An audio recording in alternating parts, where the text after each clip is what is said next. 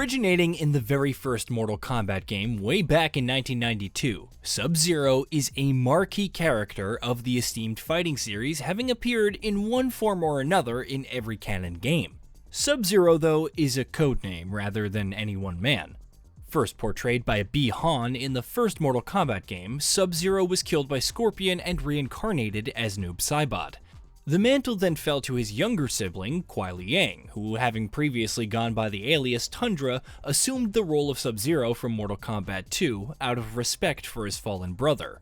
Re-establishing his original moniker as Tundra in Mortal Kombat 2011 allowed Bi-Han to return as Elder Sub-Zero, but by Mortal Kombat X, Bi-Han was gone again, whilst Kuai Liang once again took on the role.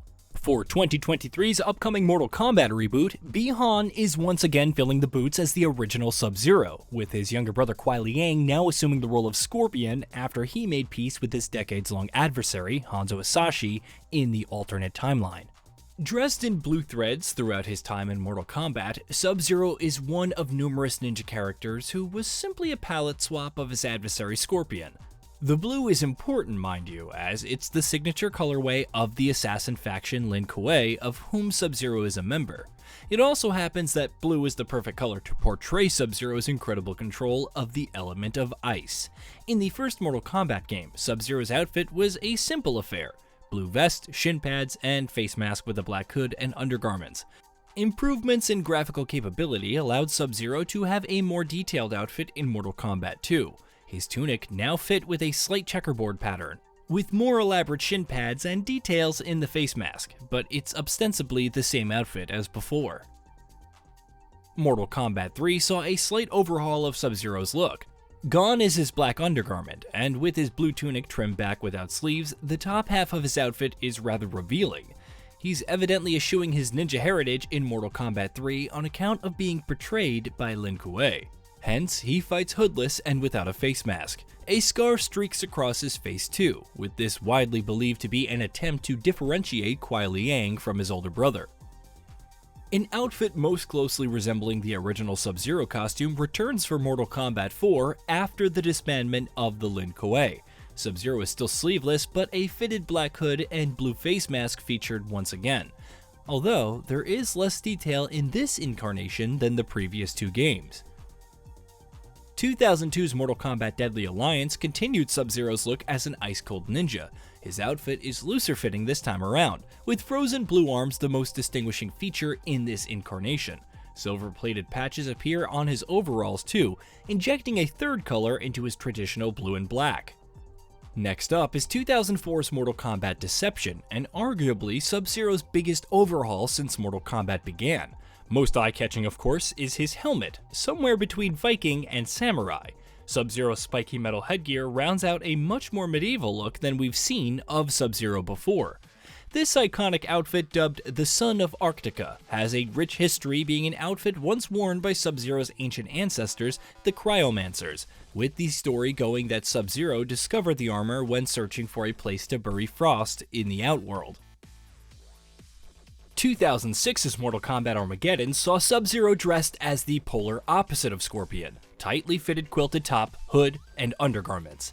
It's a throwback to Sub-Zero's more ninja-like appearance in earlier MK titles, but to be honest, it's a bit of a letdown after the iconic outfit adorned by Sub-Zero in Deception. By 2011, Sub-Zero's outfit has once again returned to the loose-fitting ninja garb last worn in Deadly Alliance. Some armor around the biceps and belt remains, but with the black fabric hood, mostly blue face mask and black undergarment, Sub-Zero's 2011 look is as traditional as it gets. Switching it up to arguably his most threatening look ever, the Sub-Zero in Mortal Kombat X looks imposing and mysterious. An enveloping hood and face mask combo leaves only piercing blue eyes, and with a quilted blue vest, armored gauntlets, and legwear, the Sub-Zero of Mortal Kombat X looked way more ready for battle than ever. One of his best looks, to be honest. Sub-Zero's costume in Mortal Kombat 11 harkens back to the Japanese influence of his Deception outfit, and in many ways it's a composite of all of Sub-Zero's looks to date, complete with metallic armor and quilted blue tunic. There's an elaborateness to Sub-Zero's outfit here, but it's certainly tastefully done too.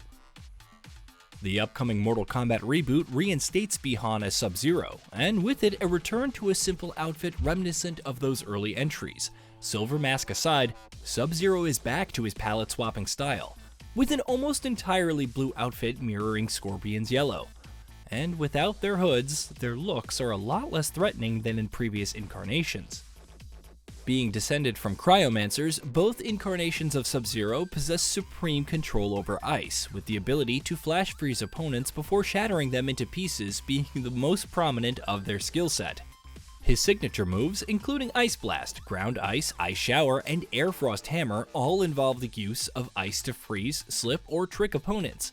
Sub-Zero is one of the only characters throughout Mortal Kombat history to possess the power of Chi, the life energy of a martial artist, to enhance the power behind his physical strikes.